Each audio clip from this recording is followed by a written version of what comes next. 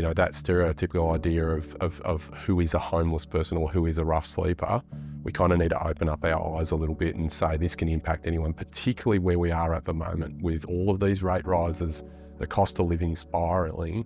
That cohort of people that you thought was the homelessness population, suddenly that broadens out very, very quickly to people who might have had secure housing, who might have had a secure job and have experienced a few hard knocks, and they can actually end up on the streets, and that could be you.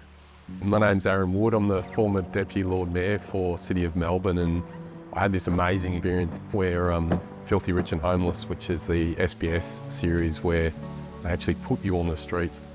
I mean, it was a real gift, but it was also probably one of the toughest experiences that I've ever had to go through. And my big realisation within a few hours of being on the show was, that the streets are really no place for anyone for, a day, let alone for weeks and months and all the impacts that come with that.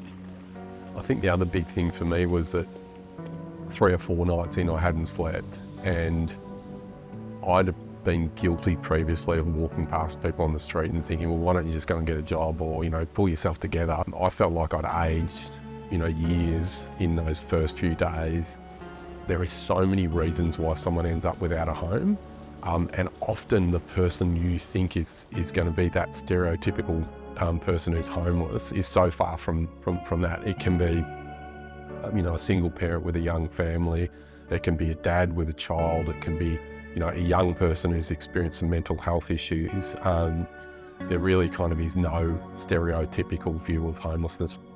We dealt with homelessness through the local government lens, and unfortunately during my 8 years on council, we had hundreds of people sleeping rough on the streets. It was a very visible problem.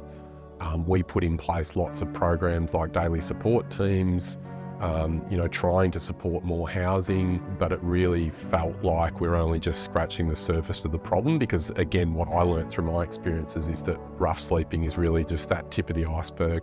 If you really think about it, a human sleeping on the concrete, particularly at this time in Melbourne and when it's freezing cold, I think we probably feel a sense of guilt about that. Homelessness is absolutely solvable, and I think we just need to reinforce that point that there are really known ways of tackling homelessness, and first and foremost getting a roof over someone's head, so you need more housing. That's absolutely paramount. Also having those support services, the relationship first approach is, it's no good just getting someone into a home if they then aren't getting the support that's wrapped around them to help them. Some people are going to need a heck of a lot of support. They might need lifelong support.